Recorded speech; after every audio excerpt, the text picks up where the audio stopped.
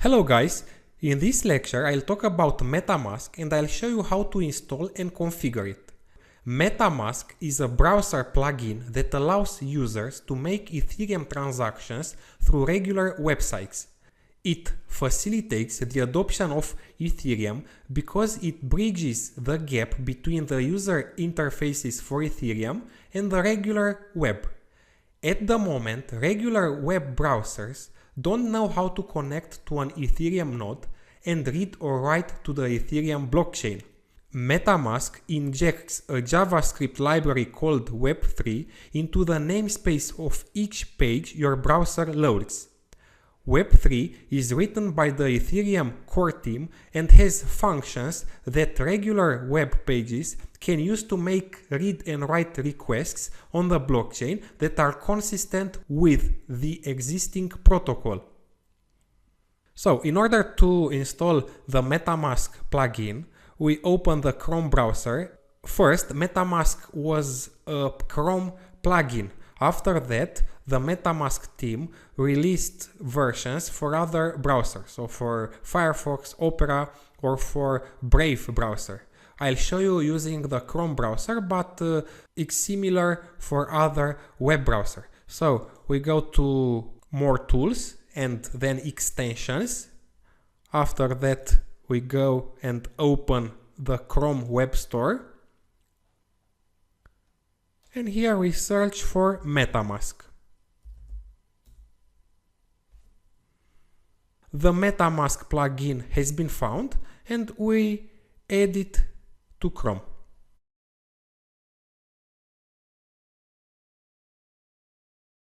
Okay, it's installed.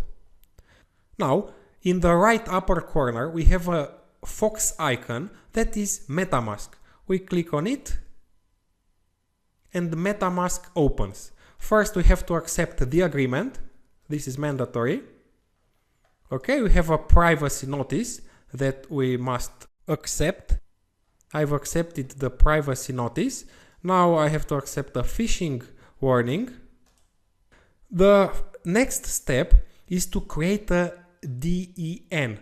A DEN is like a HD wallet, a hierarchical deterministic wallet.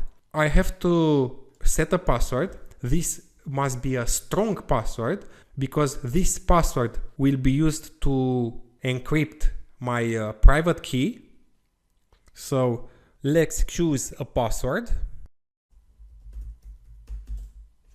After that, Metamask shows us the 12 words that are the mnemonic. These 12 words will be used to generate the private key. So anybody that has these 12 words has our private key. We can say that these 12 words represent the money, the Ether money. It's better to save this file somewhere. But take care, this file must be saved encrypted and better in a cold storage, like on an USB stick. Now my first account is created. I can create more accounts from here.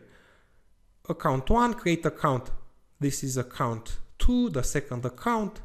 I can create another account, the third account, and so on.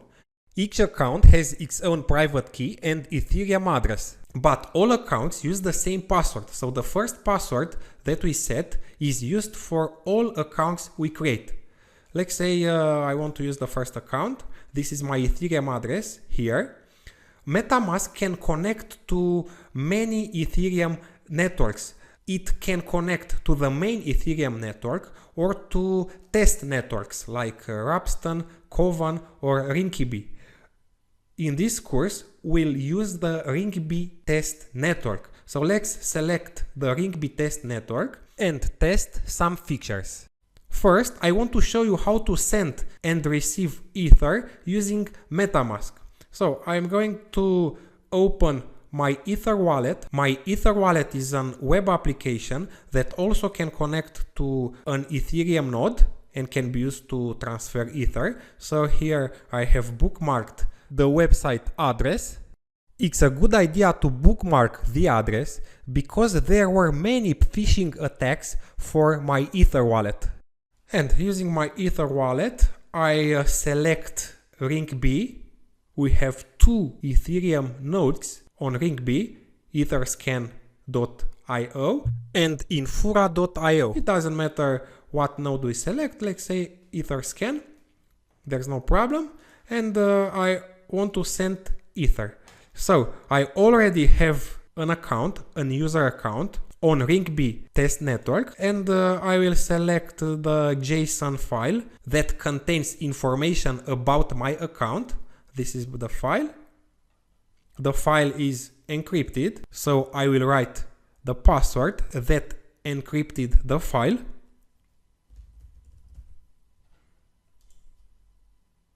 I want to send one Ether.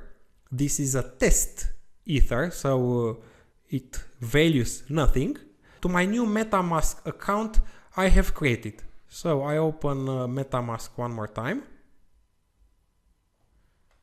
I copy the Ethereum address, copy address to clipboard, and here on my MyEtherWallet I paste the address.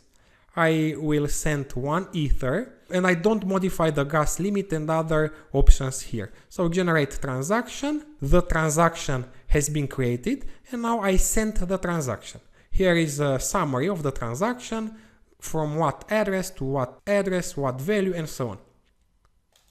And the transaction has been broadcasted on the Ethereum Ring B test network. We can check this transaction on Etherscan. We can see here, this is ring B etherscan.io. This is only valid for ring B test network, and my transaction already belongs to the pool and has been mined. Now back on MetaMask, I can see that my Ether is already in my account. So I have already received the Ether. If I want to send some Ether value from this account, I press here send. I must write the Ethereum recipient. Let's say I want to send some Ether to this account. I send back some Ether. This is the address. I copy it to clipboard, back to MetaMask. Okay, send. I paste the address. I want to send just 0.1 Ether. I press next. This is also a summary of the transaction, how much gas I want to pay, and so on. Let's say here 4 gigaway to be mined faster, and I submit the transaction. This is the transaction ID or transaction hash. I can press on it and go to ringb etherscan.io. My transaction is pending, and we must wait for this transaction to be mined. Okay, it takes some time. We wait, and the transaction has been mined. Back on my MyEtherWallet, I go to view wallet info. I must select the JSON file one more time. No problem. I enter my password and try to unlock the wallet. Now I have access to my wallet, and I can check the transaction history for this account. So on Etherscan, I can see that I've received 0.1 Ether. This is the address that received 1 Ether before my last transaction. So this is how we receive and send Ether using MetaMask. In the following lecture, I'll show you how to deploy an Ethereum smart contract using MetaMask and Remix. See you soon!